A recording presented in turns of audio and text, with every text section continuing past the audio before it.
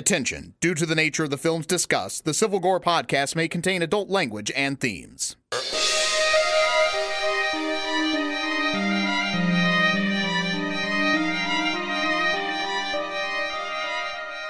Hey there, everybody. Welcome to episode 112 of the Civil Gore podcast. I am your host, Tim. And this is your other host, a very nasally, undulcety Brian. I'm sick, Tim. I'm fighting a cold, and I need to get rid of it in like 2 days before I go on my flight to Colorado, which I'll get to later in the first chop, because there is a little bit of horror stuff to it. Oh, nice. Yeah, and I'm just coming off of a hurricane, because as you guys know, we had to miss an episode because of Hurricane Dorian traveling up the East Coast.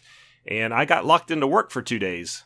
So that's why we couldn't record that week. And that was kind of a bummer. It was mentally fatiguing, I guess, because you're kind of trapped indoors, no windows, you can't see out, you don't know what's going on. All you got to do is watch the Weather Channel 24 hours a day. So it's kind of depressing. You're away from the family. You're not even with your family there. Yeah, and then you're kind of worried about them. And we had a big rash of tornadoes come through, which was really scary. I've never been through a hurricane that spawned that many tornadoes. So that was I saw you had interesting. one today, I guess. Amanda was posted something about another one warning tonight. Yeah, we had a tornado warning tonight as well. It's really weird because this is not a tornado-prone area by any means. Not like out in the Midwest or anything. So it's kind of weird to have these tornadoes spawning everywhere. So that made for an interesting day and night. We actually got woken up at 6 a.m. with the tornado warnings, which is kind of crazy. Oh my God. But the good news is the hurricane went well south of us. Not well south. It was a close brush, but it was south enough that we only got like the tropical storm winds. And so that means no damage here at the house. Nice. Just some branches down, messy yard. But other than that, it's no big deal. So it's fall. You're going to have a messy yard anyway, right? That's right. So no big deal there. So I am safe and sound from the hurricane. And our mascot, Parker Decomposey, kept me updated all throughout the storm. So we were good to go. Yeah, I noticed that. We put him to work right away, didn't we? Yeah, we did verify he is a boy, according to Cody. Right, yes. Cody, yes, thank you again for all that stuff. And we almost somehow need to, like, at some point, share the screenshots of that conversation. Because that became a hilarious. I can speak tonight. A hilarious conversation between Tim, Cody, and I, who were just about skeleton anatomy. Yeah, skeleton anatomy, which is a top, which you figure is like that's its main job, but of course not Parker Decomposing, which is to give weather updates and to kind of give some just some good horror fun. So I guess I guess it was worthwhile for Parker Decomposing to go back to his roots of his family business, I guess, of being anatomy. So. Well, I learned a lot. So yes, that was good. All right, guys. So let's get to our first chop.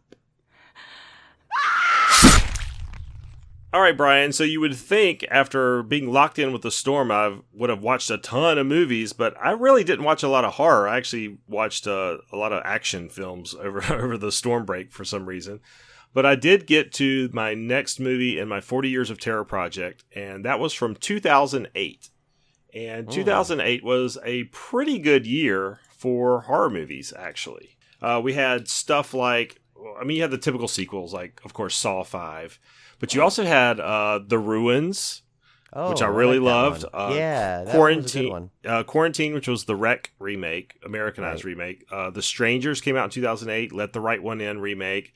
The great French horror film Martyrs, which is really disturbing. Oh, yeah. I actually, both those are, that and The Ruins are in my collection. On DVD, though, not Blu-ray. That's my older. Let's see what else we have. Cloverfield, one of your favorites, Brian. Oh, yeah. Eden Lake.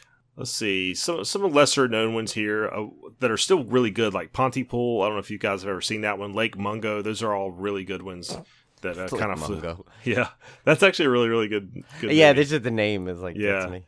So the one I picked was one I had never seen before, and it's kind of surprising since I'm such a Clive Barker fan, and that is The Midnight Meat Train. And I did not realize that Bradley Cooper stars in this. This has been on cable actually a lot lately too, which is kind of funny. Yeah, I think this is one of those movies that if you've passed over it, you might not realize how good it is. And I did see a lot of split reviews on this one. So if you go look at like the Amazon Prime ratings, I saw it on Amazon Prime, you'll see like half the people give it 5 stars and half the people give it 1 star. It's one of those divisive movies. I actually really, really liked it. It's based on a short story by by Clive Barker called Midnight Meat Train. And it actually sticks fairly close to the story. I was actually quite surprised. All they did is basically flesh it out. And you could argue that, the story's a little thin for a feature-length movie. Maybe so. I was still entertained, mostly because Bradley Cooper's such a good actor that he kind of carried a lot of the movie that a lesser actor probably wouldn't have been able to carry. But he plays a photographer who's trying to break into the New York art scene. And he stumbles across or crosses paths with this man who he believes may be a serial killer and who may be responsible for some missing people that are around New York. And so he kind of goes on the trail of trying to take pictures of this guy and maybe try to catch him. And this guy, whose name is Mahogany, we find out, is a murderer and basically a slasher who stalks the New York City subways. And it's one of probably many, unfortunately. Probably many. It's actually a really good film, and it has some twists that you may not see coming unless you've read the short story, of course. So I would highly recommend The Midnight Meat Train, one of the better Clive Barker adaptations I've ever seen, I believe. Oh, I gotta watch it, because actually that was when I was at Amoeba Records with Paul out in California that time. I had picked it up on Blu-ray. It was like $2 or something. Yeah. So, not Blu-ray. No, I think it was Blu-ray. Yeah, I did pick it up, and it was because I was like, I figured, for that price, gotta get that, even though it was used. But I picked it up. All right, listen to this, Brian. Uh-oh. That's the sound of an Oktoberfest getting opened. Nice. Yeah, unfortunately, I cannot imbibe with you because I'm drinking tea. Oh, well. Just to try and get rid of this. I figured I'll get rid of it. I did have a pumpkin beer already. As I posted on Instagram, I had a Montauk pumpkin ale, which was actually surprisingly good. I kind of wrote that off, just saying, they make their summer ale. They're, I don't know. They're a good brewery. I just didn't think I'm like, they're so much more known for their summer stuff. I can't picture them doing a pumpkin ale good, and I was pleasantly surprised. It was actually really, really good. Really tasted like pumpkin pie without the graham cracker. Ooh, nice. So I'll have to see him grab some, bring some down for you. I haven't bought any pumpkin beers yet, and now I guess I can officially, because it's September. I think you're officially allowed to drink pumpkin beers. So I decided to ease into the season with some Oktoberfest first, and I still have some summer beers I'm trying to get rid of, so I'm trying to clear out the fridge a little bit. I literally have no room in my fridge right now because I stocked up for the hurricane, but not on pumpkin, unfortunately. Yeah, no, we have some. Yeah, we still have some of our classics in the fridge. So I really haven't bought any new pumpkins yet, but I'll definitely probably go shopping before we drive down to for the wedding, and we'll visit our local place and get some good stuff for you. We'll do we were talking. Tim and I were saying we should do a video, because we really have been short on that video segments, on putting on anything on YouTube and Instagram. So we figured we'd do that and do a bunch of pumpkin taste testings. Yeah, that would be fun. That'd be a lot of fun. And that's coming up quick. Yeah, I know. In just a month from now. Especially because this trip I'm coming on, which I'll get to in a little bit, when I get back, it's basically I get back and it's mid-September. And 2 weeks later, then I have the Lake Compounce Haunted Graveyard. So I'll be talking about that and our horror challenge. We need to get up and get the rules up in there. So you have about we kind of want to at least give you a week to prepare for that, because this one's going to be a little bit unique as based off our other challenges. So we'll get to that, in a future show. But I think everyone will like it this way. I think this will add a little bit of fun to it, a little bit of because sure, there's the competition of just trying to finish, but we've added some new dynamics to it that will so you could finish and you still may not be declared the winner. Yeah, this is going to be way more competitive, I think. Yeah, I think Cody's up for the challenge, though. We still got to watch out. She's She's a master at these challenges. So. Yeah. Next up on the rundown, I did get to play the Blair Witch game. I haven't completed it yet, Brian. It's free with Xbox Game Pass. I know. I gotta get that. I haven't got a chance yet. For both Xbox and PC, I'm doing the PC Game Pass with Xbox as well, just to try that out. So that's what I've been playing. Is that the same? What do you have to do to get that if you want to do same it on thing? PC? I think you have to sign. I'm signed up for Ultimate, which gives you gold and both the game passes. See, I gotta wait because I still have my gold thing, but I figure I was gonna switch to Ultimate once my current gold runs out. Yeah, I don't think the PC's included with just the regular Xbox Game Pass. I think it's an extra $5 a month or something. I could be wrong. but I know Ultimate includes everything, and that's what I did. I think that's my plan. I think at some point somewhere in February or March, my current year runs out, and I think I'm going to switch to that because that's a really good deal. Oh yeah, I mean, was it $15 a month? Yeah, it's $15 a month, and you get so basically getting the PC free. Because if you think about it, if you break it down, what Xbox Gold will cost you a year is about $60, and the Game Pass is about 10. So if you do the 60 divided by 12, it's 5, and then so that's what you're getting added to the $10 Game Pass already, and then so you're basically getting the $5 bonus. For free, which is I jump back and forth between PC and console, so it's a really good deal for me because sometimes I want to play it on PC just because the kids are hogging the TV or whatever. So that way I can play it in your room. So the Blair Witch game is an adventure style game. It's kind of a forest walking simulator, which you might expect from a Blair Witch game. It's I would say it's very light puzzles. It's not this isn't going to kill your brain cells or anything. The puzzles are pretty simplistic. It's really all about atmosphere, walking around in the woods, getting lost, which you will because it's just like the real quote unquote real Blair Witch woods. You get turned around and paths seem to loop around among themselves. You play this. That's me, by the way, in a park. So so you'll really love this game. Yeah. You play this I think he's an ex-cop or an ex-detective. And he goes out to help search for this boy that's missing in the woods of, oh my God, I just blanked on the name. Blairstown, I think, right? Or wherever. Burkittsville. Yeah, he's helping search for this kid. And the Blair Witch is kind of a known legend in this game time frame. So people know about the Blair Witch and they know about the house in the woods. And they... the police obviously could still consider it like an old wives' tale type thing. But you're looking for this kid, so you go venture out in the woods with your dog, Bullet. And what's neat about the game is that Bullet is actually a useful part of the game experience because he will warn you of danger. So you'll know to shine your flashlight because there's creatures in the woods that are scared of the dark and they can be destroyed by the light. So if Bullet, warns you that a creature is coming, you can shine your light towards it to kill it. And he also finds clues for you. He helps you keep from getting too lost because he can steer you back in the right direction. He's actually, and you can issue him commands and stuff. It's actually a very integral part of the gameplay, this dog, which is kind of neat. And you have, basic adventure game style stuff. You have an inventory and you're kind of walking around picking up clues. And the one kind of unique gimmick is you'll find these red videotapes.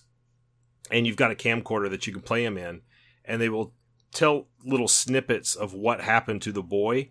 But what's neat is they can change your reality. So let's say you're watching the videotape, and the person in the video closes a door and locks it. You can rewind the videotape to before when he opened the door, or before he locked the door, and then when you get out of the video mode, the door will be unlocked. You see what I'm saying? So you're kind of reversing time through the video. How would you figure that out? How'd you even figure that out? It kind of gives you a tutorial of how that works. Okay. And so then you can use that to figure out other puzzles, and that's kind of the main gist of the puzzle gameplay. So that's interesting. The techniques there. Did they have a mucus drip mini game? Where she's no, because that's me right now anyway. But I do think it might be after the Blair Witch timeline. I think maybe that stuff already had happened. Oh, okay. But what I did like about it is it's very atmospheric. The woods, the graphics and stuff are really good, especially at night when you're just got a flashlight. Flashlight physics are really good in games now. It looks really realistic when you're shining a flashlight around in the woods, and that gets really scary. And I would recommend you play with headphones because it uses binaural sound to play tricks with your ears and stuff. So it is very spooky. There are some things I'm not so crazy about. Some of the more supernatural elements the Blair Witch Project was all about subtlety and playing on your sense of the unknown. So when they show stuff outright, it just doesn't seem to jibe with the whole Blair Witch mythology. It's kind of supposed to be hidden, not so in your face. So some of that stuff I didn't really care for. And it can get a little boring because you are walking around in the woods for most of this game. And that you're really not really doing much. You're doing kind of the same stuff over and over. You're walking and walking until the dog finds a clue. And then you may solve a little puzzle, and then you're walking some more till the dog finds another clue. So depending on your patience for that, I think you kind of really have to just immerse yourself in the atmosphere. I'm playing it in little short bursts, so I don't get too burned out on it. But it's worth it for the it's for the Game Pass.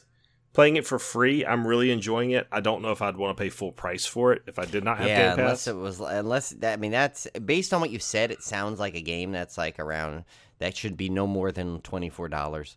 Yeah. Like it should not be one of those $59.99 Xbox games. No, not at all. I wouldn't. I don't know if I would even pay $24 for it. I think. Well, no, I'm just saying like based on the price points. Yeah, like MSRP. That they have for that. Yeah.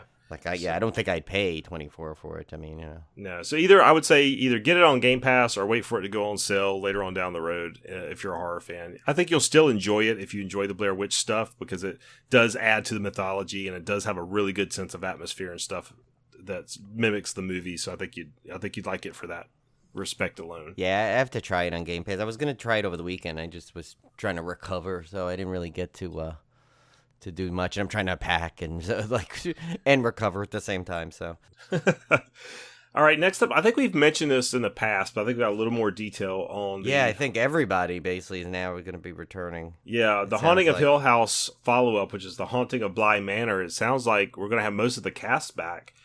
We're going to have Oliver Jackson Cohen, Victoria Pedretti, Henry Thomas, and Kate Siegel are all returning for this follow-up, which is pretty cool. I like the when American Horror Story had returning cast for a different story.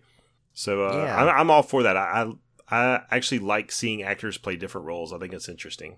Well, and it's cool too because just the cohesiveness of the cast will lend itself to do just to make the everything easier anyway, and so that now they'll know the director's style and they'll be pretty much it'll be like old hat. Yeah. And we had a little short blurb here that's non-horror related, but Coaster Radio, congratulations, finished season 13 with something we should try sometime, Brian, which was a completely listener-directed episode. So they asked for listeners to just write in what they wanted Mike and EB to do, and they did it on the show, and it was pretty crazy. Oh yeah, it was hilarious. It was funny. It got to the point of where poor EB was chewing lettuce. And into the microphone as per request. There was a massive character segment, which you may recognize a couple of Civil Gore family members in that one. Yeah. It was such a great job because as we know, we owe our podcast to Mike and EB. They in a big way. Obviously, we wouldn't have. We've said this story before. Tim and I wouldn't probably even know each other at this level if it wasn't for their podcast and their meetups. So, in their first meetup, Civil Gore was basically the idea was born, and so, we just wanted to give it was such an epic way to finish 13 seasons. That's a lot. That's great for a podcast. And so it's like, we hope we can get there, and we try and emulate them in many ways. So that would be the next thing, I guess, to steal from them. When we get down the road, we'll do a user-controlled show. Yeah. No, listener-controlled, not user. See, I'm now thinking computer already. We're thinking Blair Witch. Kylie Richards is returning as Lindsay Wallace for Halloween Kills. I think it's Kylie. Yes, and did you see? And I told Tim there was a funny little faux pas by Jamie Lee Curtis, who shared a picture of her with her, and they were saying, we're so glad to have her back. And she shared it. I guess she might have used either Hootsuite or just some other kind of thing where it simultaneously posts on various social medias. Now, the problem is, I guess she's Kylie Richards 18 on Instagram. But Kylie Richards 18 on Twitter is some random porn star. Oh, man. So it was kind of funny because under the tweet, someone was like, that's not her. And she's just regular, I believe, Kylie Richards on Twitter. So that's almost as bad as me tweeting Shudder about the Crypt Keeper. Right. Almost as bad. Yeah. Jabril Nantambu returns for Halloween Kills and Halloween Ends. So I guess he doesn't get killed in Halloween Kills. Yeah, he survived. He at least survives through the second one. But I don't know. What does that mean for poor Kylie Richards and Lindsay Wallace there? Because remember, it's Tommy Doyle and Lindsay Wallace, I guess, now are both back in Halloween Kills, but that's all they're listed for. So Yeah. Could they meet an untimely end? We don't know. Uh-oh. I wonder would it be funny if they're married? Like they come back as a married couple? Yeah, that would be cool, actually. That would be really, really funny. I'd like get more and more excited. Every little piece of news that comes out for this, I'm getting more excited. Yeah. Next up, Christopher Landon's next film is a body-swapping horror comedy starring Vince Vaughn and Catherine Newton. Where's Vince Vaughn been lately? I haven't seen him in a long time. Well, he was around. He was just as Catherine Newton. You just kept missing him. Oh, okay. But it's high time we've had a body-swapping comedy. Remember that when that was like all the rage? oh my God, how many are there? Like back in the 90s, like that was all they had was body-swapping. And they were all the same ones. I remember one time there was 2 out at the same time at the theater. I was Yeah, like, it was how do we like- need this? Was it the Dudley Moore one, and then the Kirk Cameron one or something? It might have been. I don't know, but it was. I don't know. And there was There was 18 again, and then there was Freaky Friday, both of them. Yeah. And then, oh my God, Then Big is arguably a kind of a body swap comedy. Right, Big. What the hot chick, right? I mean, that was. Wasn't the there one, like a right, with Steve it? Martin one or something? Maybe Oh, All of Me. Yeah, well, yeah. It was like kind of like he shared the body. Yeah. I think like he was Lily Tomlin in the mirror Right. and yeah. inside, and kind of Ah, like it's like- Made in Heaven, that Mark Ruffalo. Yeah, it was like every screenwriter in It was- Hollywood yeah. was doing a body swap movie. It was weird. Yeah. So, but this will be good though, because Christopher Landon. I mean, obviously he's, since Happy Death Day to You did not do as well as they thought. It doesn't look like there's going to be a third one, unfortunately. When I was kind of all excited, I was hoping they would do a third one. So he had to move on, I guess, to find something. But Yeah. I'll watch anything he throws out there because I've enjoyed his previous work, so that'll be cool. Brian and I both got to watch the Black Christmas trailer from Blumhouse, and kind of mixed feelings so far until we know a little bit more about the movie, but it definitely takes a different take on Black Christmas, because in this one it's obvious that the girls are going to be fighting back. Right. Which, no problem to that at all, but mind you. But the thing is, again, this is the thing that always drives me crazy, is why do they need to reuse a moniker for something that, that could, like Tim and I were saying, it could just been called anything. And the comparisons to Black Christmas would probably be this. Oh, it's kind of like Black Christmas, but with a twist. Or, oh, it's like Black Christmas, but this time they fight back.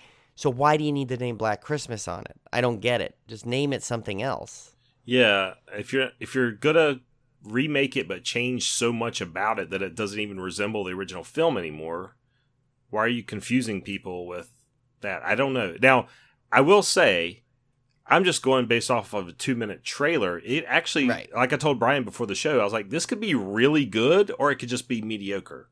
Right. I mean, yeah, and it's Blumhouse, so you always gonna give them the benefit of the doubt. But like again, like Blumhouse's name on it alone would have sold this movie. I get when a movie really they're afraid it's not gonna attract enough attention, so they'll reuse a moniker. Yeah. But why? Or add it like a sequel, just make it a sequel. But why would they? Blumhouse alone just said Blumhouse's whatever, sorority scare or whatever. I don't know off the top of my head. Like it could have been fine. I don't think you needed just a Blumhouse name on it would have been enough to get me to go see it. So I don't know. Right, I mean, we'll see. Like, listen, I hope I mean, it still looks like it's going to be a decent movie. I just like again, it's like Black Christmas was such a great classic and a masterpiece. Why remake it now a second time? Yeah. And change it up again so differently. So we'll see. I'm keeping an open mind. We'll see. Right. So Brian, tell us about your upcoming trip, because I have not heard of any of this actually. Right. So the only reason why I want to mention this because there's a couple of cool little horror like tidbits to it and some things that call back to Civil Gore. So we're going to Colorado. Julie's family has some family out there, and we're going to go visit them. And one of the things we're going to do is visit Glenwood Caverns, which I first discovered actually on once again Coaster Radio, and it's a really cool little theme park up on the top of a mountain in Glenwood Springs, and what the cool thing is, so they added a ride there that was kind of funny that Mike and EB always said would be kind of cool if they did a drop tower, but you start at the top and drop down rather than, the classic one where you'll climb up or launch up or anything. So they went ahead and did that, and they basically dug into the mountain and have a thing there called the Haunted Mine Drop. And the coolest thing is that they got Mike and EB to do the pre-show to this. So you can go there and see the voices. So we're gonna go. While we're in the area, we're gonna drive up. We're actually gonna camp nearby there, right along the Colorado River, and there's some cabins there, which are pretty cool on itself. But so we're gonna check out this Haunted Mine Drop. So I figured that'll be a cool thing to talk about. Of course it's because I think it's like there's the legend of some ghost that's in the mine or something. Mm-hmm. So it's got to be kind of cool, especially with good old Mike and EB there narrating the pre-show, give an extra little fun thing and a little cool connection to it. And then I am going to do something which when I first saw it, I said, yeah, not for me. I mean, I love thrill rides and I love the, crazy roller coasters. Not a big fan of heights, ironically. However, I am going to do, Julie wanted to really do this, so we did this, and I bought the ticket, so there's no looking back now. I can't even get a refund, so I have to do it. We're doing the Pterodactyl, and I don't know if you've heard of this, Tim. You might have seen it on Bert the Conqueror show. I saw it on Bert the Conqueror, so I know what this is. Yeah, so this is basically you're like 200 feet up on this cliff, and there's like a canyon underneath it. And basically you sit on this little like seat that's like tied to a bungee, and basically the floor kind of drops out from under you and tips you straight down and then lets you go. And you basically careen down this about 150-foot drop, because I guess you still end up being about 50 feet off the ground. But you go hurtling down there at 100 miles an hour. Oh my gosh. But it's supposedly like it's such a cool rush, and it's such a cool, it's a big adrenaline. They said the views are fantastic if you can actually keep your eyes open, which I will. I actually I want to see if hopefully they'll let me use my eye view glasses on it, because then I'll get some video, and I'm going to have my sister-in-law will be there. She's not going to do it, but she can videotape it for us, so we'll have some good content for the podcast. Oh, cool. To show on our sites of me going down, and I'm going to try and also like commentate it as we do it. So this should be a fun little bonus segment we can get if the footage comes out okay, and because that I think that'll be fun, because it is something that's like truly terrifying me. But I'm like one part about it is I'm kind of excited, so I want to kind of do it anyway. Yeah, figure that'd be cool. I could just go ahead and do it, even though I said I never would. But if you guys want to check it out, just look up Pterodactyl. And terror is Terror, because that'll be truly terrifying. And you can see some videos, so you'll see what I'm up against. And they'll like do some tweeting right before it, and like give some like build up to it, so nice. You'll know when I make our plummet. Nice. And then the final thing, one of the stops we're planning on visiting is right by there, actually, because actually it's Pterodactyl is located at this area called Cave of the Winds. And that's located in Manitou Springs, Colorado. And, of course, anyone that knows our podcast knows that Manitou is very big. It was one of our probably most beloved episodes, I have to say. It's one of our favorites for sure, if not the favorite. Yeah. And so we actually paired it with the Manitou Springs Brewery. So, or it might just be Manitou Brewing Company. Anyway, so we're going to go visit that too and have lunch there and try some beers. So it'll be kind of cool to visit actually a Civil Gore brewery that was paired once with one of our movies. So I'll definitely get some pictures and post stuff from there. Nice. So I think that'll be fun. So yeah, even though this is like more of a visiting family trip, there's some cool Civil Gore stuff to report back to. So yeah, we're always looking for the horror stuff in any vacation. Doesn't matter what. Exactly. Yeah. Yeah. So, and then finally, Brian, the review I've been waiting for, the non-spoiler review, since I did not get to see it yet, but I want to hear all about It Chapter 2, because I've heard mixed reviews. Some people have said it's not as good as the first one. I've heard some people say, I would put it on par with the first one, so I don't know. What are your thoughts? Then I might be different. I actually liked it better than the first one. Okay. So, I mean, in terms of, I obviously have to be very vague because I don't want to spoil anything for you, Tim, or anyone else that hasn't seen it out there. But I mean, granted, so I obviously love the whole, the kid aspect, of the original with the Goonies, kind of a Goonies feel, but like in a horror.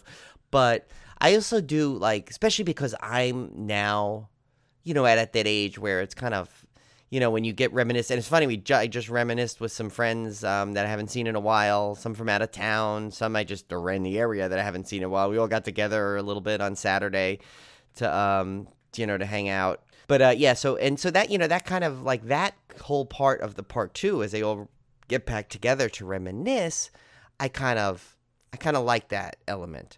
So the aspect of the meeting up, and that in the original one, they did it in all one thing, and they kind of went back and forth. There is still a good a lot of flashbacks in this where they do go back to and the original kids are in there. So there's a lot of good mixes and a lot of good almost unseen moments from the first one. It feels like because they go back and they do stuff like that, and I think there are. It seems like there'll be a lot more jump scares in this one, so be ready, Tim. Oh, okay. I will say that. Julie thought that even though while she wasn't maybe she does not much scares her in terms of that stuff, she thought this one was a little scarier. She said. Okay. I thought. I mean, again, too. Being a jaded horror fan, I thought this was definitely had some more creepier moments than the first one. And I think, and it's funny because as long as it was, to me, it seemed like it flew by, which to me is always a good sign when you get a movie that's close to 3 hours. And when I saw it approaching that point, I was like, wow, I can't believe we're at this point already. And because it's so engaging that I think it just moves so fast, but not in an action-packed way, just in a way that you're just always you're drawn in to it kind of way. And the one thing I will say, which is obviously no spoiler at all, is if you look at what a job they did finding the perfect cast of the older Losers Clubs compared to the younger Loser Clubs. I mean, it is like the Stanley is it's scary. It looks like they literally took the kid and aged him. I mean, it looks like the guy that played Stanley. Yeah. Even the one that played Ben Hanscom. I'm sorry, I don't remember all the actors. Some of the the other actors' names. Right. They even he looked like the smile when he did a smile. That was like the kid's smile. It was crazy how well it was. It fits so well together that it really made, I think, this movie so good. I absolutely loved it. I came out of there wow, that was incredible. And I loved the first one, but I came out with it with almost wow, that was really good. That was good. I can't, that's good. I can't wait for part 2 now. But when I came out of part 2, it was and now this was funny because when I got home from work that day, I had a long day at work, and that was the worst night of my cold. And I'm laying on the couch knowing that in about an hour and a half we have to get up and go to the movie. And Julie's like, why don't we just return the tickets and we'll go another night? I said, I can't. I got to see it. I got to see it. And as soon as I got in that theater, I'd taken a little bit of Sudafed, grabbed a couple of lozenges. I was good to go. And I was eyes wide open through that whole thing and so excited and loved every second of it. So nice. I give it a high review and obviously a must see. Yeah, so. I'm hoping to see it this weekend. I want to watch the first one again right before. Yeah, so I'm fresh. Which is what we did. We watched it a couple days before we saw this one. So hopefully, I'll get to it this weekend. We'll see. Yeah, and it's funny. It's as it just everyone's going to be talking about just that how good the cast is, but I think it's not that they're just good, is how well they blend together, and that's each individual is good, but also as a team they're good. Just as the kids blended together, the adults blend together, and I think that's I don't know if that's Andy Muschietti's directing style has done that, but whatever he did is magic, and what a great thing. And and he's teased that there's more Pennywise mythology to go to, and he's teased in an interview that there could be possibly a prequel, which would kind of be really interesting to get a totally original story in the It universe, which I think would be fantastic. That would be really cool. Yeah. All right, guys. So we're gonna get to our Blu-ray releases for the week of September 17th, 2019, but we're going to make a few changes here with the Discmemberment format. Not anything too drastic, but over the hurricane, Brian, I was thinking of, kind of ways to improve the podcast. I'm always thinking of segments I think are maybe drag a little or whatever. And I was thinking about the Discmemberment section because that always seems to be the segment in my mind. I don't know how it is in the listener's mind, but the segment in my mind where we do a lot of reading. We're reading synopsises, or we're reading directors, or we're reading actors, and we're reading this and that. And I was like, you know what? Our listeners can read. They can read stuff for themselves. Wouldn't it be a little more interesting if we kind of made this more of a, hey, here's the cool stuff coming out this week, and here's our thoughts about it. Because it seems like if I was going to listen to a podcast, tell me all the new releases coming out that week, I'd want to hear them talk, the host ideas about what they thought about these discs coming out, and were they excited for it, or were they not excited for it, or have they seen the movie before, or have they not seen the movie? And I feel like we got away from that a little bit because we're just kind of reading off stats and figures. So I'm trying to inject a little more of our personality into the Discmemberment than just reading off a bunch of facts. Right, and what it's funny because a lot of the times it was a lot of humorous segments of us saying like, well, what is this or what's this about, but I think overall, it's like there'll still be. Trust me, I'm sure there will still be comedic moments in this segment. It's not going away on that. It'll just be a little more informative at the same time. Yeah. So hopefully you guys like this new format change. If you don't, or if you do, let us know. Drop us a line at gmail.com or hit us up on Twitter or Facebook. Just kind of let us know what you think of the kind of new format. And we're still tweaking this. This is our first attempt at kind of changing it up a little bit, and there'll be some more changes as we go along. But let's get right into it. This is our Discmemberment. Wait, no, please, God. No, don't cut off, All right, Brian, so one of the biggest changes I made to the Discmemberment is typically when we go through these discs, I just go through in the order that I get them from the site. When I go out and research what's coming out that week, I just kind of do them in the order that I come across them. And one thing I decided to change was to do them in order of studio release. So we group all the Arrow titles together. Let's group all the Shout Factory titles together. That way you kind of know what each company is producing that week, which I thought was kind of a better way to kind of organize it. So they're not just so haphazard and random. And so first up this week, we had a couple of Arrow releases. And I will say another format change we made is we're going to save the pick of the week until the very end so that you have to wait to see what our great pick of the week is. Did we used to do that? I want to say we did that in the first couple episodes. We kind of did at the end. Yeah, we might have. And I just didn't like the fact that, sometimes the pick of the week would be the first disc we talked about. Sometimes it'd be the fourth disc. And I feel like there needs to be some kind of format and routine to it to keep you engaged. So that's what we did. But I think you're right. I think we did save it till the end. Oh, sorry. The one thing I was going to say is we won't give up on the film historians. We'll let you know when there's one involved. That's right, yeah. Yeah, I think, Brian, you're right. I think we would talk about all the discs, and then we'd go back and say, okay, this is the one we picked for Pick of the Week. And now what we'll do is we're not even going to tell you about the Pick of the Week until we get to it, which is kind of cool. I like that idea. It adds some suspense to the proceeding. Yes, it does. So first up is Arrow, which obviously makes fantastic editions. They're on par with Shout Factory in my mind in terms of the kind of collector's editions they put together, because they usually are packed with extras and they have some really good titles. Yeah, and it's like almost funny. It's like if Shout Factory or Scream Factory doesn't do it, you almost think Arrow will do it. Then it's like one of those two. We're gonna get all these great horror films that you love.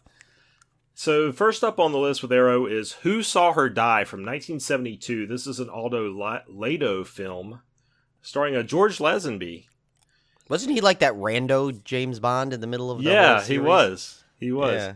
That's the only movie I know him from, actually. I know. I think it was the Majesty's Secret Service, right? Yeah. I think that was the one he did. It's so funny because like that name, every time I hear it, I was like, oh yeah, he's that one like Rogue James Bond that no one has. It's almost like you know when you have those dynasty sports teams and you see the Super Bowl and it'll be like Green Bay Packers, Green Bay Packers, Green Bay Packers, and like Kansas City Chiefs, Green Bay Packers, Green Bay. It's like that. Like he's that like random team that won the championship that out of the blue that broke up a dynasty. He's the Kansas City Chiefs of James Bonds. Yeah, he is. So I will read the synopsis of this. A young girl is brutally murdered somewhere in France. Sometime later, the same thing happens to the daughter of a well-known sculptor. This time, the parents, the sculptor and his wife, start investigating and soon find they are in way over their head. Meanwhile, the body count keeps rising as the killer now starts butchering all those who find out too much. This looks really cool. Yeah, this is a really packed disc. Brian, the trailer for this one to me looked a lot like Don't Look Now, and I think you made the same comment. Instantly, in like literally 2 seconds of watching this, I'm like, did I actually click on the Don't Look Now trailer or like an alternate universe? Because you've got bodies being fished out of canals. You've got women showing their breastises. You got a poor man's Donald Sutherland. Which might be George Lazenby, actually, so sorry. Yeah, I thought this looked very reminiscent. It had a very Giallo type feel to it, very classic. Yeah. So I think I know what I'm getting with this movie, but I still want to see it. Actually, I think it's on. You said it's on Prime. Yes, it's on Prime right now. So, and I already put it in my queue because I think I want to watch this one. It's like it looks really creepy, and the fact that it boobs in the trailer, that's like an interesting. I was wondering you don't about see that very often. I was like, is that? I mean, IMDb is accessible by anyone. There's no age restriction thing. I was like, right? That's, if you knew which movies had boobs in the trailer, you could get around the age restrictions. Yeah, that's like a whole, like, if only we knew that, like, back in high school, If only they had the internet back in high school. I know, like, we wish we had that way to get, like, but you usually had to get it on, like, an old, like, videotape that would just seem to circulate. But this one does have some great special features. It's got a new audio commentary by author and critic Travis Crawford, several new video interviews, and some trailers, poster, and photo busta gallery. I don't know what that is. What's a photo busta? I don't know, but that's a totally new, like, feature thing that we've never heard of. But so that looks like a really great disc by Arrow. And then another one they've put out this week is The Hills Have Eyes Part 2. Now, this one is not as big a classic as the original The Hills Have Eyes. It's probably got some cult classic status. This one was from '85, of course. Again, directed by Wes Craven, who did the follow up, starring Robert Houston, David Nichols, and Virginia Vincent. And this time, a group of bikers heading to a race become stranded in the desert and find themselves fighting off a family of inbred cannibals who live off the land. And I'm not sure what collector's editions of the original Hills Have Eyes are out there, but if you needed the sequel, this would be the one to get. There's a brand new audio commentary with that Hysteria Continues podcast. I don't know how they're getting the audio commentary gig. But it does have a brand new making of documentary. And then the typical still gallery, theatrical trailer, that kind of stuff. And then a limited edition 40-page booklet. New writing on the film by Amanda Rees and an archival set visit from Fangoria. So that sounds pretty cool. That's actually kind of a cool feature. Yeah. Like, that right there may be the key. Like, it might be one of those little special features that may just go unnoticed on the disc back if you're looking. But to me, that's like the one I would be looking forward to the most on this. Yeah, and I don't remember the last time I saw this. I know I've seen this before, but it's been a while, and I don't think it was very memorable in terms of sequels. Yeah, I don't remember. I vaguely remember it. Like I'm like, it's one of those ones. I'm like, I must have seen it, but I don't remember it that well. What's funny is I actually remember the Hills Have Eyes Part 2 remake better than the original. Right, that's right. The remake, because they did the remake of The Hills Have Eyes, and then they made the sequel remake of Part 2. Yeah, and then Blumhouse was going to make it again. Yeah. And this time it's going to be in the Arctic. Fight back. Yeah. But you're not bitter. Sorry, we love Blumhouse. But you're not we just bitter. have to tease. Tell us how you really feel, Brian. I know. Then we have this is kind of an interesting week because we have some newer companies that are releasing discs I had not heard of. This one is from Dark Side Releasing. And they had several discs come out this week. And the first one up was called The Black Forest. And it's a 2018 film. This is like a Spanish film directed by Rodrigo Aragallo, starring Elbert Merlin, Jackson Antunes, and Carol Aragallo. In this mystical horror tale, a young woman uncovers the lost book of Cipriano, an ancient tome with power for both wealth and pure evil. And this one will have a 16-page booklet and a making of documentary. Couldn't track down a trailer of this one, Brian. I was looking for it. Yeah, I couldn't either. The next one up, also from Dark Side, is The Museum of Wonders. This is a 2010 release. Oh my God, this one. Yeah, this is an Italian film. Domiziano Cristofaro is the director, starring Francesco Venditti, Fabiano Leoi, and Valentina Mio. When the beautiful dancer Salome learns that the dwarf circus owner Marcel has just received an inheritance, she marries the lovesick, diminutive performer, all the while planning to steal his fortune and run off with her lover, strongman Sansone. When Marcel and fellow performers discover her evil plan, they band together to carry out a brutal revenge. This sounds like a complete ripoff of Freaks. It does, but I'll tell you, I got none of that from the trailer. That's what was going on. It was just a bunch of imageries and weird things going on, and I like the fact that and it's a long trailer. It's boring. It is. It's like a 3.5 minute trailer. And there was some creepy stuff in that trailer. And seriously, what's with the guy that's like the mix of A Man from Another Place and Carmine Ragusa from Laverne and Shirley? Like, who is that guy? I don't know. Is that the dwarf circus owner?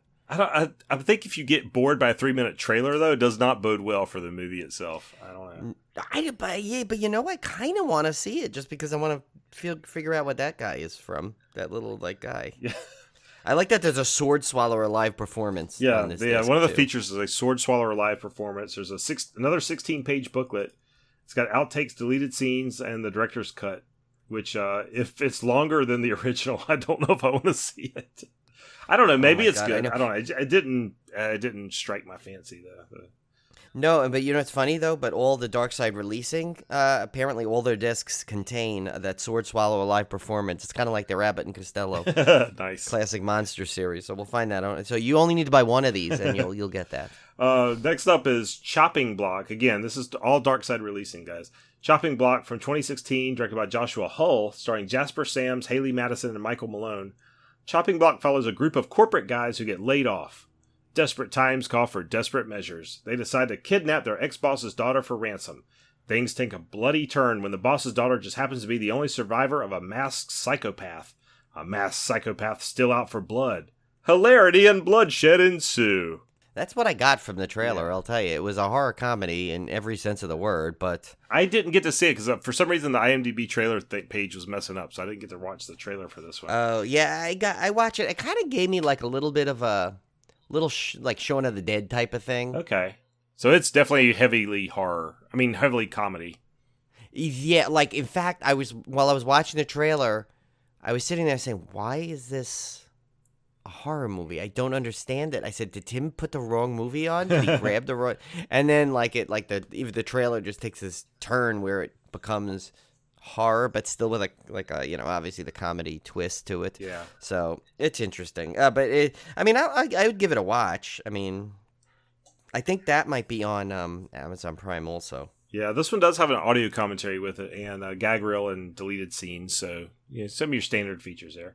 And then lastly, from Dark Side releasing, we have Lonely Hearts from 2018, directed by Jessica Hunt and Sam Mason Bell, starring Martin W. Payne, Sue Dawes, and Chris Mills. A reality TV show has deadly consequences for 5 single people looking for romance. Couldn't find a trailer for this one, Brian, so I don't know. Me either. I couldn't find much about it. And there's another, I think there's a Travolta film that is also called Lonely Hearts that I kept running into. It's not this one. No. So, yeah. There was no John Travolta in that. No. Next up, we have a release from Dread Central, which is interesting. I didn't know they were releasing disc, but this one's called Dry Blood. It's from 2017, directed by Clint Carney, starring Clint Carney, Jamie Valentine, and Kelton Jones. In a rural mountain town, an unstable drug addict must unravel a surreal murder mystery as he's terrorized by a malevolent ghost, a deranged sheriff, and the frightening hallucinations from his withdrawal. And this one, I really liked the trailer. This was a kind of a Jacob's Ladder feel, like a psychological, is that what I'm seeing real or is it not real? A lot of hallucinatory imagery and stuff. But I thought the trailer was really good. Yeah, and there was some creepy moments in the trailer, actually. This one actually really piqued my interest. This one does have an audio commentary with the writer and director and a making of documentary. So that's one I definitely think I'm going to try to check out. Yeah. Some of these, I believe, are on... this one might be on Prime also, I think. You know what? We'll probably start doing that from here on out. Maybe we'll check and see if any of these are available for streaming. Yeah, I mean, and I only found it because on IMDb, it'll have that little section where it'll say, available on... Yeah. And it said Prime, I believe, on some of these. I think this was one that was on there. And so I've already got this, but I can't add to the list because my thing is good. Prime is glitching out tonight. Not to take away from their Blu-ray sales, but if you want to check these things out. Well, no, but it's a good way to do it because you may... for me, it's I'm going to watch that Who Saw Her Die. I'm going to watch that, and if I like it, I'm probably going to purchase the disc after because I'm going to want that into my collection. Because, even though I can stream it, there's certain movies I just want in my collection because it's not always going to stay on that streaming service. And number two, it's just I'm a collector. I like to have, certain movies at my disposal. So Epic Pictures is next up on our list. Another one I had not heard of, but they had 3 good discs out this week. First one up is Candy Corn from 2019. I want to see this one. Yeah. Directed by Josh Hasty and starring our buddy Tony Todd, PJ Souls, and Courtney Gaines. So some horror cred for sure there. And it's Halloween weekend, and a group of bullies are planning their annual hazing on local outcast Jacob Atkins. When they take things too far, he's resurrected to seek revenge against those that wronged him. And I love this trailer because it was all carnivals and Halloween stuff. So, I'm a sucker for that. And even though the plot is simplistic in nature and probably been done in many, many forms, whatever they did into this trailer looks like it's still gonna work really well because it looked really like a fun, cool horror movie. So yeah, this one had an interview, an audio commentary, and a trailer. So not a lot of extras, but I think it'll be a cool movie to watch. But yeah, this is candy corn, still not the candy corn scarecrow. Yeah, still haven't seen that one yet. Yeah, I gotta see that. Next up from Epic Pictures is a double disc, which I really want to see this. I like the trailers for both of these. The first one is really good. It's a double feature with hashtag Screamers and The Monster Project. So hashtag Screamers is from 2016, directed by Dean Matthew Ronalds. And it's about an internet company that decides to investigate a series of screamer videos. And these are these videos, Brian, that I hate. Because I know. they're the ones that like trick you into watching this video and waiting for something to happen. And then like a zombie face jumps and screams at you. Yeah, who invented these? I don't know. They're like my worst nightmare. But so this internet company decides to investigate a series of these videos. And they are confronted with havoc and hell they could never expect. And it has a kind of a documentary found footage style, but I really thought it looked cool. Although I'm scared to watch it because of all the jump scare stuff in it. Well, yeah, because they like don't they relate it to something with Jack the Ripper or something? Yeah, there was some Jack the Ripper mythology, and I don't know. This is kind of a cool thing. Yeah, because I guess they basically try and find the girl that's in the video or something. Yeah, and then the next one up is another found footage type movie called The Monster Project. This was from 2017, directed by Victor Matthew. And this one's about a recovering drug addict who takes a job with a documentary crew who plans to interview 3 subjects who claim to be real-life monsters. So in the trailer, you could see he's like, they kind of run this like paranormal, investigation group. And then they decide, hey, let's put out an ad and invite real monsters to come on our show. Or people who claim to be real monsters. So I'm curious to see where that one leads. And again, it's all documentary found footage stuff. But I'm a sucker kind of for those. Yeah, I'm still not completely burned out on found footage. I still like those if the premise is good. I mean, you know what? Found footages are, you can repeat a lot, but as long as the I guess the topic is interesting, I find myself can just watch them endlessly. Yeah. Some, and then there's the ones that obviously stand out, like Hell House series, which is the third one is coming out soon. I think was it next month? I think it's released. very, very soon. So that I'm really excited for that because the trailer for that looks really cool. And the first 2 were just fantastic. So, I mean, you know what? I think keep bringing them on, the found footages, in all honesty. I mean, you know what? Because, they're probably easy to make at some level. Obviously some are better than others. I've seen some just completely horrendous ones. Like Tim and I still weren't crazy about the one literally entitled Found Footage. Yeah. But there was, and I saw this one on the Jersey Devil that was like right after the Blair Witch came out.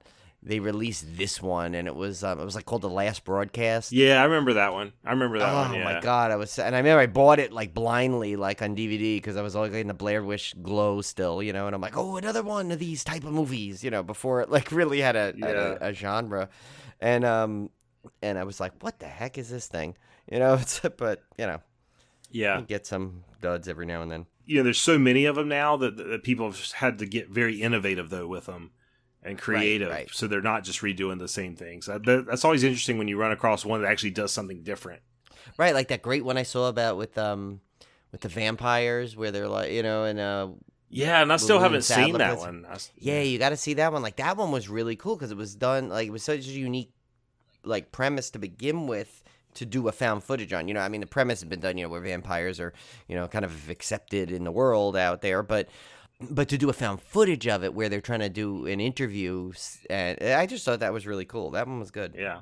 And this next one I really want to see because I've heard a lot of people, rave about this one's streaming right now. I do know that because I was watching it. I didn't get to finish it, but I started watching this. It's really good. Okay, so this is also Epic Pictures. To Hell and Back, the Kane Hodder story. This is a documentary, not a horror documentary per se. It's about a horror star, of course, Kane Hodder, who is most famous for playing Jason and Victor Crowley. And this one's from 2017, directed by Derek Dennis Herbert. And it tells the emotional story of Kane Hodder, who survived a harrowing childhood and near-death accident to become one of film's biggest and most beloved horror icons. And this one has over 90 minutes of deleted scenes theatrical trailer and additional trailers from Dread Central. So, yeah, I'm really looking forward to this one. I met Kane Hodder at Mad Monster Party. He was a super nice guy. He choked the crap out of me, just like he does. Yeah. So yeah, I met him at a Chiller once too. He really is just a great guy. Yeah, and then of course, if you guys have heard us, plug their podcast, Casualty Friday, which he's fantastic on as well. That's so, that's like three of our favorite people in the industry there Yeah. in one podcast. So next up, we have a company called Media Blasters Inc. DVD, and Brian. I don't know about this one. This is called Lust of the Dead, Trash Terror Trilogy. Now, what I didn't tell you is that the Lust of the Dead trilogy is actually called Rape Zombie. So it's Rape Zombie 1, 2, and 3. And I'm just going to read you this synopsis. After a nuclear attack in Tokyo, the female population is attacked by infected males who have become sex-crazed zombies, hungry for human flesh. Office worker Momoko and nurse Nozomi seek shelter in a Shinto shrine where they meet housewife Kane and schoolgirl Teme. With the way you said it is like when they go like Teme. Yeah, Teme. With no choices left to them, the group of girls decide to take a stand and arm themselves with assault rifles and explosives to fight off hordes of horny zombies. What is the secret to killing the zombies for good? I can guess, Brian, and it doesn't involve shooting them in the head. Yes, not that but the thing is, I want to know how are there 3 of these? There's more. There's actually like 6 of them. What? Yeah, when I looked on IMDb, it was like Rape Zombie 4, Rape Zombie 5, Rape Zombie 6. Oh This is just my the first God. 3. So yeah, I don't know about this one. I like zombies as much as the next guy, but I kind of draw the line at rape zombies. I will say it's at least a different shtick this time, but I don't know. To say if, the least. Yeah. So take that for what you will. And then finally, Brian, that's it for our regular releases. Now we're going to announce our pick of the week. And this is an Arrow release. This is The Prey from 1983. You might see it also billed as 1984. I saw it credited different ways. This one was directed by Edwin Brown, starring Debbie Thurston, Steve Bond, and Lori Lethin. So 6 campers jaunt off to North Point, where they're promptly stalked and killed by a ghoulish man who ultimately is just looking for a little love, as we all are. Yeah. So this one is limited to 3,000 units as far as the deluxe collector's edition, which is the 2-disc collector's edition. And let me tell you, the extras on this one I'm actually going to run through because they're so impressive. Oh my God, it's got a whole page. Yeah, you've got an exclusive slipcover featuring the original UK home video artwork, 3 versions of the feature. So you have the original US theatrical cut, the international cut, and a composite cut. You have the original mono audio, blah, blah, blah, whatever. Reversible sleeve, as they do. A limited edition booklet featuring new writing on the film by Ewan Cant. And then you have the Disc 1 US theatrical cut. It's got a brand new 2K restoration. 2 brand new audio commentaries, one with producer Summer Brown, one with Amanda Reyes and Ewan Cant. An audio interview with director Edwin Scott Brown. 4 new on-camera interviews with the various actors. In Search of the Prey, which is a revisit of the original shooting locations in Idlewild, California. A Q&A from Texas Frightmare Weekend 2019. The Texas Frightmare Weekend 2019 audience reaction track. VHS trailer and TV spot, and the original script, which I think is pretty cool. If you have a Blu-ray drive in your computer, you can actually read the script. And then on disc 2, you have a brand new 2K restoration of the international cut featuring the infamous Gypsy flashback footage, which I'm not sure what that is, but apparently it's infamous, Brian. And a composite cut, which kind of combines the international cut and the US cut, which I think would be interesting to see. And then an extended outtakes reel of 45 minutes of outtakes. And just looking at the trailer, it looks like your typical low-budget, early 80s slasher. But the love they gave this in terms of the features make me really want to see this one. Because it must be something, it must have some kind of cult status for them to put out this deluxe collector's edition. Yeah, and I'm going to tell you something. What do you think the price would be on that? Like for a disc like that packed, I would say it's got to be at least low end. I'm going to lowball at $30, but probably higher. $27.99. Yeah, $27.99. That's pretty good. That's it. Yep. On Amazon. I think I might have to order it. Yeah, I was going to lowball it at $30, but $27.99. That's great. That's perfect. So yeah, that's our pick of the week. I think that'll be a great one. I'm a sucker for bang for the buck. So if I can order a Blu-ray and I'm not just getting just the movie, but I'm getting tons of hours of features that I can go through, like, to me that's worth the investment. Yeah. Oh, yeah. Because I mean, it's, and especially something like this, which it's limited to. I know we have our mixed feelings on these limited to 3,000 ones, but I mean, 3,000 is actually a decent number in terms of when you think of nowadays. Not a lot of people buy the full media thing, and it's like, I don't know. I may have to get that one as well. That just sounds cool. So yeah. Well. All right, guys. So that was our Discmemberment. I hope you like the new format just a little bit. Like I said, we'll tweak it a little bit. So send us your feedback on it. And I know we didn't change a whole lot, but I'm trying to make it a little more conversational, more than a little more like script reading. So that was kind of the tone we're going for there. I have purchased, by the way. Oh, nice. Update. Oh, that's live purchasing right there. Live purchasing. Yeah, Brian doesn't play around. No. All right, guys, so let's get to our main feature. This week it's Brightburn. This is a 2019 release that I did not get to see in the theater. I really wanted to see it, but then I heard some mixed reviews on it. I heard these split opinions where some people liked it, some people hated it, and I was like, yeah, I'll just wait for it to come out on video. And I'll have to say, Brian, I think we'll get to it a little bit later. I was very pleasantly surprised with this movie. Like, I really liked this one. Same here. I did not understand the criticism, honestly, but we'll go through it. Directed by David Yarovesky, starring Elizabeth Banks as Tori Breyer, David Denman as Kyle Breyer, Jackson A. Dunn as Brandon Breyer, Jennifer Holland as Miss Eppenscheid. I don't know. I included her character in there. She was such a small role, but I included it just so I can hear you say Mrs. Eppenscheid. Yeah, Eppenscheid. Emmy Hunter as Caitlin. Matt Jones as Noah McNichol, Meredith Hagner as Marilee McNichol, Becky Wallstrom as Erica, Gregory Allen Williams as Sheriff Deaver, and Michael Rooker as the Big T, the great Michael Rooker. Yes. Even though he's such a small role, I have to include him. Oh, yeah. So the synopsis says, what if a child from another world crash landed on Earth, but instead of becoming a hero to mankind, he proved to be something far more sinister? So although the character in this movie is not named Clark Kent, and they don't have the official Superman license, this is essentially a horror take on the Superman legend. So what if Superman had crashed to Earth? He's an alien from another world. He's a baby.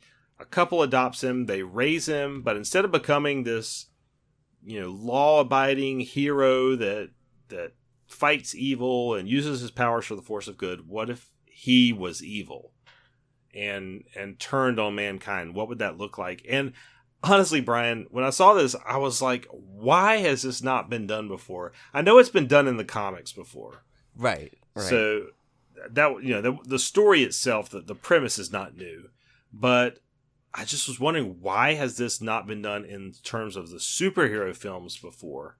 And maybe it has in some sense with like some of the villains and things, but not to this degree, I don't think, and never to this horror degree.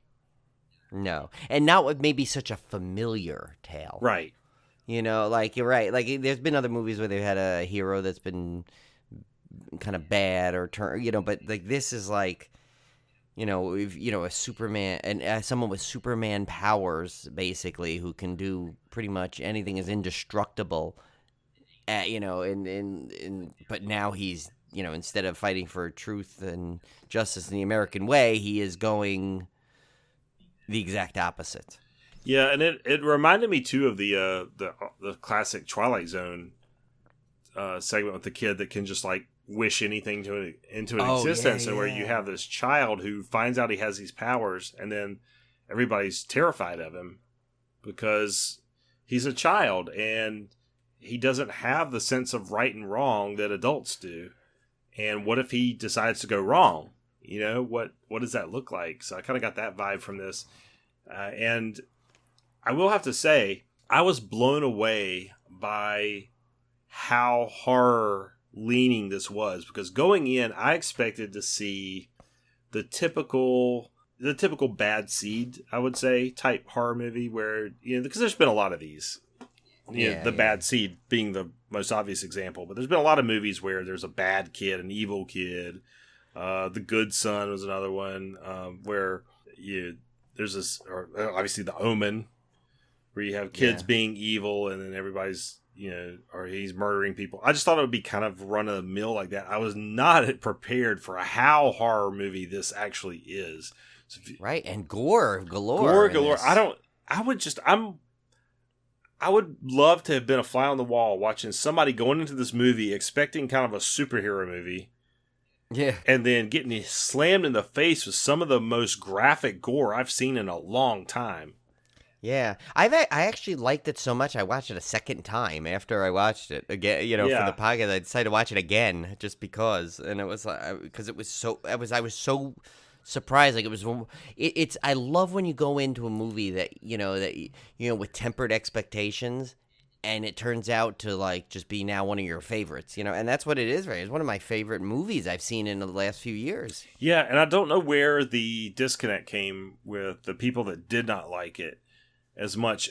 There's some people that just don't like horror movies, and they may have gone into this because there's a little crossover with the superhero thing, and then it was just too horrific, and that turned them off, or they just dismissed all horror movies as the same crap, and that's the reason they blew it off. I don't know. I haven't really gone back through and just read bad reviews to see what people didn't like about it, but yeah, I actually want to do that now that you said that. I think I want to go back and look at some of these bad reviews and see what their justification was, because like I said, I was like, and after I saw it too, I told Julie, I said, oh, you got to see this, because at first I didn't know if she wanted to see it, but now that I saw it, I know she'd like it. And so I was like, yeah, I don't see what it has to be what you said. Either people just expected it not to be so horror in it. yeah. And just like, oh, it's Dark Superman, he'll just be bad and destroy things or something. But it's much more than that, and it's a lot more depth than you would think of. And it's a short film. It just cuts an hour and a half, I believe. Yeah. And Cohen had told me, actually, I was talking to him about it. He had said that there were some other scenes planned and things were cut out. Supposedly, like, I guess one of the things he said, the Caitlyn character actually, was supposed to be a nemesis because, after she got her mangled hand.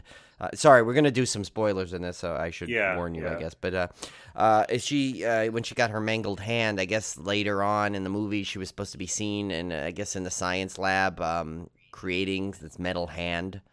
So she was going to be a nemesis to him, I guess. I don't know why they cut it out, or if they're saving it for a sequel, possibly. But and it's funny too. I also wrote a note that I have to justify. There's certain things that, like, as much as I love watching horror movies and all the gore I can handle, but there's a couple things that I just like cringe. I know we've mentioned my thing with eyes, and there is a doozy in this one with an eye. Yeah. That, like, to this point, it's like giving me nightmares, and always something I was afraid of happening anyway, and now I saw it happening. It was bad enough.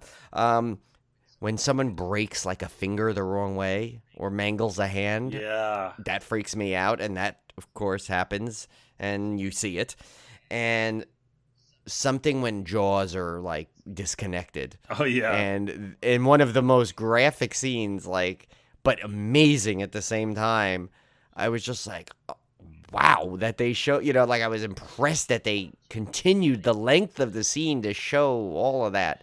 And so it had, like, basically, as I put my 3 biggest cringe things I could see in a movie, and they're all in one, and yet I still love this movie. Yeah, well, I think the gore is that much shocking because usually when you see that level of graphic gore, it's like in a Hatchet series where it's supposed to be over the top, or it's supposed to be part of a horror comedy, or it's kind of, going in, it's kind of supposed to be kind of crazily over the top. But in this movie, the whole movie's serious. There's no comedy here. So when you see, like, this graphic gore in your face, it's more shocking, I think. It's more effective.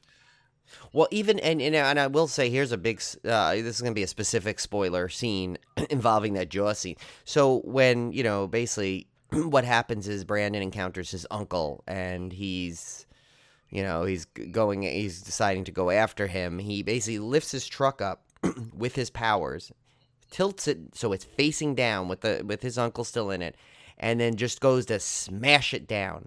Now, in your average film, that was enough to see, okay, he's killed him. Right.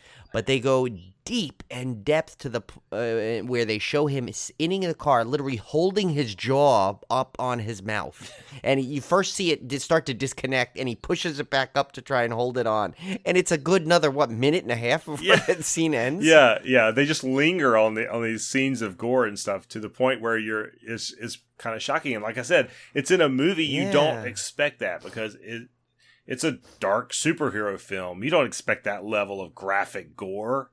And I mean, I knew it was a horror film, but I didn't know it was like a horror film. I thought it was just a superhero film with dark, scary tendencies. So yeah. And we should mention that what I think really sold it and really was you had a great cast. Like Elizabeth Banks was phenomenal in this. I mean, I always thought she's always one of my favorite actresses anyway, but I mean, in this, she's really, has a very dramatic role in it, and she is really good. And even David Denman, who you've seen as in a million different things. Yeah. And he's, he played the goofy Roy on The Office, and the rival to,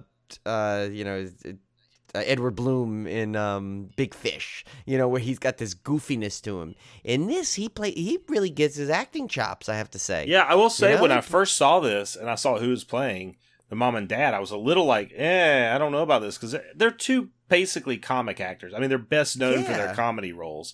Not that they haven't done dramatic stuff. They both have. But this is pure drama. I mean, there's no comedy here at all. So it was a very interesting casting decision. And I was a little hesitant going in when I saw who was playing the mom and dad, and I think that also threw me off from the horror stuff because I was like, oh well, they're comedic actors, it's not going to be that scary, right? Yeah, I mean, how could it? But no. Yeah. And I do like that the movie kind of sets up a mythology that we'll get to in the trivia, where you could actually see this movie going other places and having sequels. I don't know if we'll get that. And I hope it does. Really I hope it does.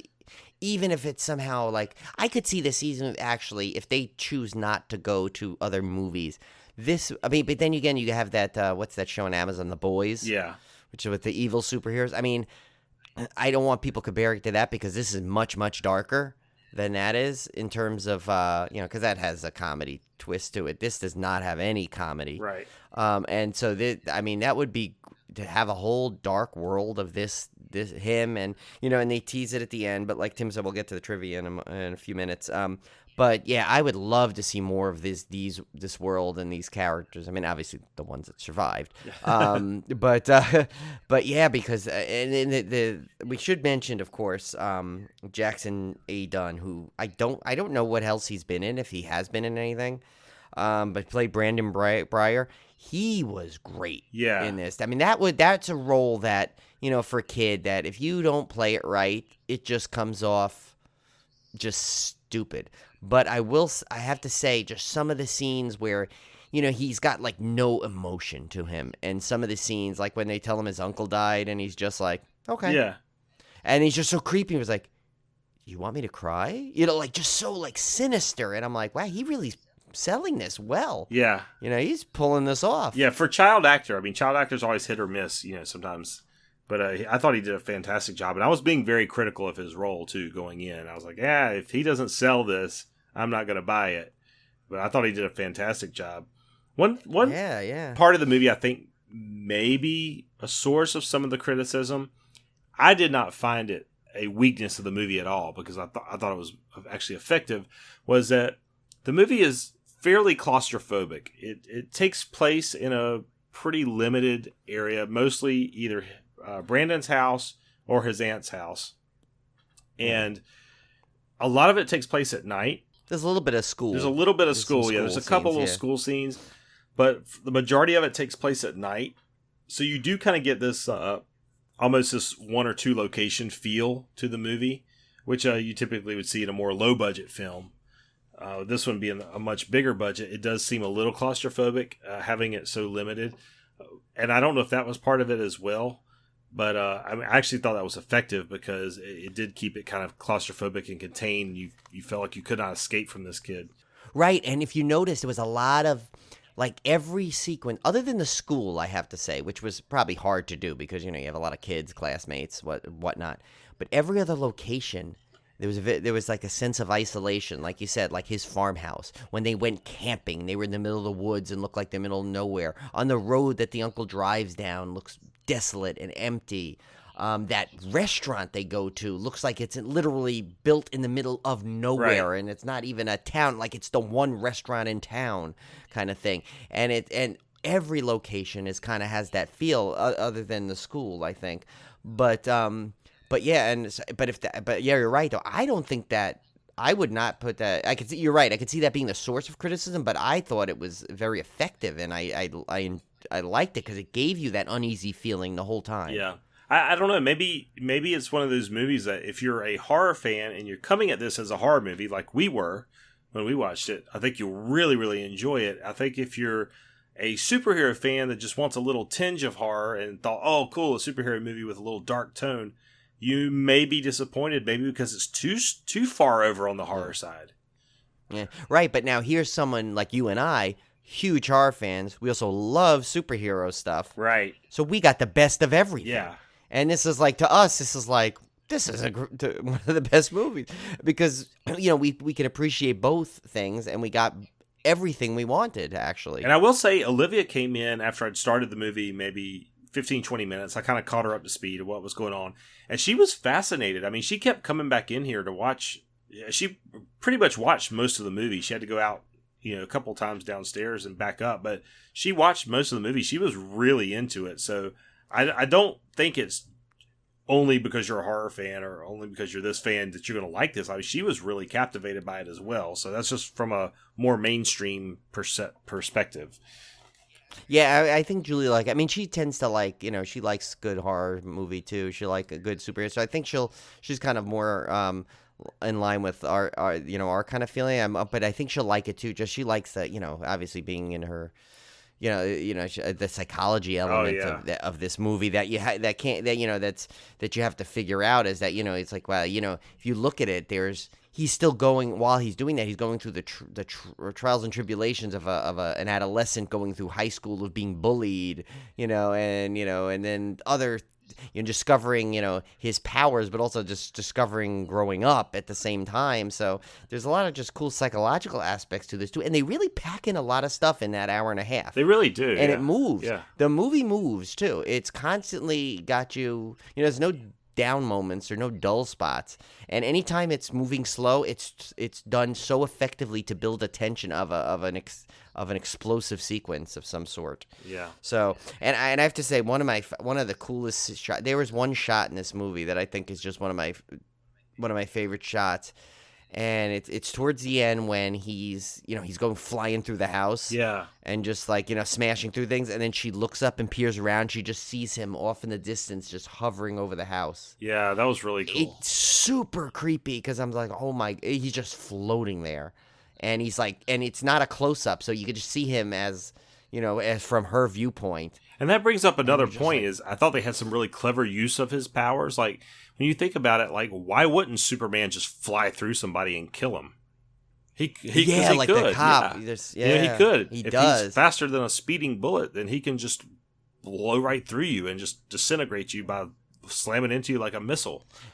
And that kind of actually happened in that show, The Boys. Like, that sets up I haven't the whole watched that yet. series. Yeah, I need to watch that. Yeah, it sets up the series. It was a guy like with super speed. He runs and he smashes through this guy's girlfriend. Oh, nice. Kind of thing. And that sets up the whole thing of the episode of the series. But and so, but you're right. And like the way he does is, and this how he uses his super speed. And what's interesting is they do. How Superman, how he was allergic, allergic, I guess is not the right word, but, he was, his crux, I guess, was kryptonite. Yeah. In this, they set it up that the ship Brandon arrived in could hurt him, which was interesting. Because I guess, unless, they'll probably develop if they develop the mythology further, I'm sure it'll be some of the similar thing where whatever planet he comes from, if he's exposed to anything from that planet, it will render him and cut him because, and it's stuff. And and I love how he first, just the way he first discovers that he's got a power and how some of the creepy sequences, how he's drawn to the thing, just like Clark was drawn to his, using the green crystal thing. It's just, if you're a fan of Superman, you're going to recognize so many, similarities, of course, which are all intentional. But it's like, it's so fun to see that origin story turned on its head. And I just, there's just some of there's the moments that it's like, real moments of like the couple that was struggling to have a child and they get what they want, but they don't, but then it's not what they want. And you've seen that in horror movies where, like a couple wants a child and they adopt a child and he's evil, Yeah, it had a lot of those same, like I said, a lot of those bad seed type. Yeah, references. So it's like, I know we mentioned that earlier, but, it's just, again, it's like, it's so many, so much to this movie that I think if you have a bad attitude watching it and from the gore or whatever you don't like about it, you're going to miss some really cool points this movie. It's like, I think I'm excited. I was really excited to talk about this. And I'm so glad that you saw it the same way I did. Cause I was so blown away when I saw this. I was like, wow. I said, why was this getting like, and that's why, I bought it, because I bought it when it came out on Blu-ray and just because, it's something I wanted in my collection and I had a feeling I would like it. I did not think I would love it the way I did, especially when, like you said, we heard all these mixed and negative reviews. Yeah. Oh, it goes to show, you never can, you can't always go by the reviews. In general you can, but sometimes one surprises you, and those are some of my favorite movies. Are the ones that surprise me because they go against the conventional wisdom. So so let's get to some of the trivia here. Superman traditionally stands for truth, justice, and the American way. And I'm getting these from IMDb. The essay Caitlin is writing when she's visited by Brandon is The Decline of Truth and Justice in the Modern World, identifying Brandon as a twisted, dark version of Superman born from the death of the values that the original one embodied. So again, very obvious that this is a Superman reference. Everything about this movie is for comic book fans and superhero fans as well as horror fans, but you will definitely get a lot of references to comic books in this film. And then Brandon Breyer's name, of course, follows the classic comic book convention of superheroes with alliterative first and last names such as Clark Kent, Peter Parker, Bruce Banner, etc. So great alternate identity name, Brandon Breyer, alter ego name. And I noticed, and what's cool is when he kept designing his logo there, it was the two B's. Like, Superman has the S. He has his two B's. It was interesting. And you notice he kept in the opposite of Superman, disguising himself as Clark Kent. He did not disguise himself either. So it's another opposite. Yeah, he didn't care. He was Brandon Breyer, and And I like that. What would a kid come up with? They would come up with their initials. If you think about it, that's what a kid would come up with, probably. Yep. And then, of course, Michael Rooker plays a fantastic role in the end credits. He plays a YouTube conspiracy theorist, and he's comparing the footage of Brightburn to other mysterious figures that he believes the government is trying to cover up. And these all, as a big DC fan, I instantly recognized what this was, Brian. So they all resemble a twisted version of DC Comics' Justice League. So Rooker's character mentions a sea creature overturning a boat, which is an allusion to Aquaman. A witch strangling people with ropes, which is probably an analog to Wonder Woman. And her lasso of truth. And also shown in the graphic behind his character is an alien being, possibly a reference to the Martian Manhunter, and an image of the Crimson Bolt, who is Rainn Wilson's character from James Gunn's earlier film Super, which I need to track down and see.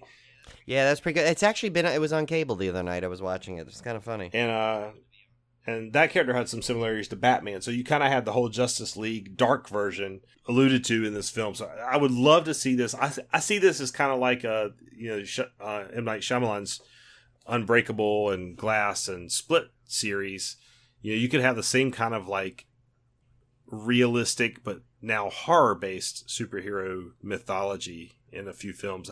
I don't know if this one did well enough to make those sequels, but I'm really hoping they do. That's a shame. I hope they do because, or like I said, in maybe even in a series or something. Just I don't want these characters, to be gone. This world to be gone from it. So I kind of like it. It's pretty cool. So what'd you have for our beer pairing this week? I've tried. I wanted to find one that like kind of, was kind of had like either Brightburn but I couldn't find anything like that. So I did find Superpower IPA. I think that's pretty good. From Comrade Brewing Company in Denver, Colorado, which I have to go check out. Yeah, and actually, it's funny. They said this was listed on an article when I was researching this that said, "Could this be the best IPA in Colorado?" Ooh. So I may have to track this down, whether I get to the brewery or not, or just get the beer. But it's a 7.3%, so it's pretty good. It says, our flagship India Pale Ale with loads of Pacific Northwest hops. Huge pine and grapefruit hop aroma with flavors of citrus, balanced bitterness with a light malt character. Pours a brilliant gold with a dense white head. Fear the power. So I like that last line. Good. I think that was the selling point to make this our beer pairing. Nice. All right, so you've been waiting a long time for this triple threat answer, but 2 weeks ago we were looking for an actor or actress, and the answer was Tom Matthews. So clue number 1, I'm best known for playing a character that was previously played by 2 other actors. Tom played Tommy Jarvis in Friday the 13th Part 6 Jason Lives and the fan film Never Hike Alone, but the role was also played by Corey Feldman in Friday the 13th The Final Chapter and Friday the 13th A New Beginning, and by John Shepard in Friday the 13th A New Beginning. No, I'm sorry, is that right? Okay. Yeah, because they both were in there. Remember, Corey Feldman had the cameo. That's right. Yeah. Oh, good call. Yeah. Clue number 2. I once played a character named Freddy, but went nowhere near Elm Street. We were referring to Tom playing the character Freddy in Return of the Living Dead. And finally, clue number 3. I acted in the first 2 films of a franchise, and although the roles were extremely similar, I had a different character name in each. So Tom played Freddy in Return of the Living Dead and Joey in Return of the Living Dead Part 2, which were very similar characters. Yes. So, yeah. So that was trickery, and Gregory got that one. He actually got that one pretty fast. Yeah, good job, Gregory, because Tom Matthews is not like a name, somebody would instantly know. Oh, yeah, it's Tom Matthews. He's not a very super famous. So that was No, and how many times has someone played a role that other people have played? So right. It's like, that was a tough one. The clues were pretty tricky. This next one I think is this is a low ball. I think this one's pretty easy. I would get this one almost instantly, I think. Yeah, I think you would too. Yeah. This week we're going to look for a movie, not an actor or actress. This is a movie. And listen carefully because here are your clues. Clue number 1. I not only had a sequel and 2 remakes, but also a notorious Broadway musical. Clue number 2. This film had a different ending than the novel it was based on, yet the author supposedly preferred the movie ending better. And clue number 3, this movie starred 2 people who auditioned yet did not get cast in Star Wars Episode 4 A New Hope. So there are your clues. What is the movie? You longtime Civil War fans should be able to get this one pretty easily. Oh, yeah. Yeah, because I think we've discussed all these in depth, these clues in depth in the past. And I wanted to try and give like I don't like to make them impossible every week. I don't like to make them too easy every week, but I like to alternate, because it's you want everyone at all levels of horror fandom to be able to guess. And I think coming back from break, it's kind of a good the little break the unintended break that we had, to have a little easier one to ease you back into the flow of things. So one thing I did want to point out, Brian, is I wanted to make some changes to our contest that we've been running forever now. That we haven't, we just never could get people to give iTunes reviews like we want. I wanted a healthy pool to draw from. So if somebody won our prize pack, I want to give a lot of people a chance to win a prize. And so I was thinking about this, and I was thinking, maybe there's a better way to do this, because obviously people aren't going to leave us iTunes reviews. I don't know why. But I see it with everybody. I think even In the Loop, these guys, In the Loop is another theme park podcast. They have like over 1 million YouTube subscribers. I think they only have like 60 some iTunes reviews. So, it just shows you like such a very minute percentage of people actually go rate a podcast on iTunes. It's almost impossible. So what I decided to do, guys, is make the contest a little more open and a little easier for you. And at the same time, give us some feedback on how we're doing. And I think it'll work out better for everyone. So what I'm proposing is, if you want to be entered into the contest to win a Civil Gore prize pack or one of our prizes, and I think, Brian, in this contest, I'm actually going to give out multiple prizes. Yeah, we have a bunch of stuff too, and plus, Cone will probably collect us some more stuff at Comic-Con. Yeah, so this may not be for us to limited give to away. just one winner. Like I may just send any, I can't promise I'll send everybody something that enters, but I will at least randomly draw more than one.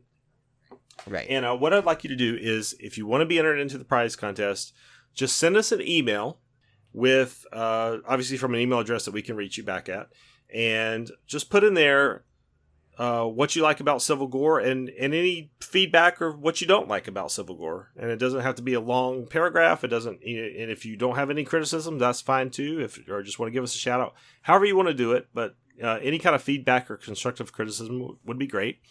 And for all the emails we get, we will randomly draw and start handing out some prizes. And if you want to put like a Civil Gore prize pack contest in the subject line to help us differentiate, that'd be great too. I'll put these in the show notes and we'll post it on social media, the contest rules and everything. So I think that'll be a better way. I think we'll get more participation that way. Yeah, and also, if you've already left a review, that doesn't mean you're already in the contest, obviously. So feel free to send it again, but just another, just to make sure so you can participate in the participate in the the talk about the show basically. Because we want to hear from everyone anyway. Yeah. So I think that'll be a little better, and I think because we have so many good prizes, I want to kind of share the wealth and not just give one random person gets everything. Seems kind of unfair, and we'll probably have tiers of prizes too, like we'll probably pick a really big winner that might get a bunch of stuff, but then might have some smaller winners that may get one or two things, or that we'll figure it out. But at least it'll give more people a chance to get something, which I think is more fun. Right. And so now we're going to debut another cool thing, I think, on this show. This is just, we're going to try this out, see how it's fun. So I don't know if you guys remember, Tim, I think I told you this about that game Zamando that just come out, where it's basically it's like a what would you rather kind of thing. And I know there was that horror movie, What Would You Rather. Now, granted, these are not all horror, but then again, Tim and I also like to talk about pop culture. We just like to discuss things. I know you've said in the past that people have people like our off-topic things too. So this could be this is just, I'm taking this Zamando book that I found in an old closet. I forgot I even had this, and I figure what we'll do is we'll ask one out at the end of each episode. Tim and I will give our things, and then feel free. We also love for you to write in also and give your kind of what would you rather on it too. So it's another little fun thing to kind of connect us to the audience or to our audience, and just to have a fun discussion thing. So Tim, what I think I'm going to do is, the book is pretty thick. It's a short, stocky book, but it's got like over 400 pages in it. So what I think I'm going to do is I'm just going to keep flipping the book until you say stop, and whatever stop that is, that'll be the page I read. It may not be horror related. It could be a dud. I don't know. We don't know what this question is, but it should be interesting anyway. So once I start going, Tim, when you feel like it, you just say stop, and that's the one we'll read. Okay. Sounds good. Okay. And I am going. All right, stop. Okay, here we go. This one's definitely a little more horror related. And Tim, would you rather walk barefoot over 6 feet of holly leaves? Are holly leaves bad? I don't know. Yeah, they're prickly. Oh, they're prickly. That's right. Oh, the holly leaves. Yeah. Yes. Okay, now I know about that. Or over 6 feet of live roaches. Oh, this one's easy for me. I think this one's easy for me. I would definitely do the live roaches, because I do that in my garage at night. And I would have to say I do the same thing. As much as bugs creep me out, I think I would have to pick the 6 feet of live roaches myself, because it's 6 feet. You could go, and they're not really going to hurt you. Yeah, you're just going to most likely squash them. I mean, it'll be a little bit creepy, but I mean, and maybe one will crawl over the top of your foot. But if you just go at a nice brisk pace, I think you can get through it pretty quickly. You're not going to get injured. Yeah, you should not be but have you on those holly things, you'll probably end up with bloody feet. Yeah. And the thing is, our house is in it's in a low-lying area. We had an exterminator come out because we had these things in our garage all the time. And sometimes they would get in the house, but generally you can control them in the house with insecticides and stuff. But the garage they get in because they come in under the doorways, and they always come in when it rains. Down south we call them water bugs, but they're giant roaches. Yeah. And so I had an exterminator come out one time. I was like, "Is there any way to get rid of these freaking things?" And he was like, "I'm sorry to tell you, but in the area you live in," he's like, "you're never gonna totally get rid of these. Like, you're just never gonna get rid of them. That's like And- us in Long Island and the cave crickets. Pretty Yeah, much. he said you're just gonna have to deal with it. He said, you can control them to an extent, and you can control them inside your house. But he said you're not gonna keep them out of your garage. There's just no way in hell. So this is a kind of a nightly occurrence. Like, you turn the light on, go into the garage, and you got these little things skittering around. As long as they stay in the garage, I'm fine. Don't come in my house, or I'm gonna freak out. Yeah. Well, so that's a good one. And what's funny is, so this book not only does it give you the would or rather, but then would you rather, it has a little bit of like facts underneath it. So I'll read you. It said there's a cockroach hall of fame in Plano, Texas, for direction and hours, and they give the phone number and stuff. But then it says, sadly, there is not a Holly Hall of Fame, and then they put like Holly of Fame in parentheses. So that's right up our alley there with a horrible The puns, pun. okay. And there's also a little fact here where it says a cockroach can live for 9 days without its head before it starves to death. Jeez. So they are so that shows you, Tim, how hard they are to get rid of, apparently. But well, and that's like, remember I told you that time when I came home to the cave, we came home to the cave crickets that we left on the trap accidentally, and we came back and all their heads were missing. Yeah. Yeah, that was a horror thing in itself. So yeah, but so that we'll try that. Maybe we'll try that for a couple weeks, see if anyone likes that. So feel free. Remember, your choices are if you're gonna walk barefoot over 6 feet of holly leaves or over 6 feet of live roaches. So let us know. All right. Want to hear that?